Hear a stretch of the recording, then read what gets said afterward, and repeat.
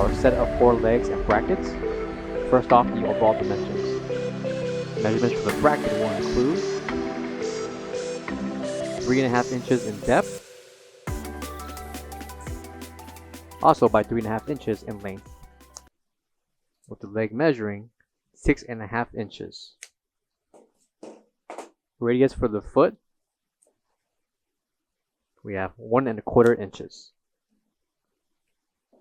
Bracket can be removed by twisting off the thread that's located. Coming to the left and right top and bottom corners are your 4 mounts. By turning the foot, you can adjust the height for each from the lowest to the highest. Okay, that's it. With the foot adjusted to the highest set point, we have a height of 8 inches. Okay. These can be purchased directly from our website and will fit most equipment that we sell. For all questions, give us a call or visit our website coolerdepotUSA.com for more information on this part.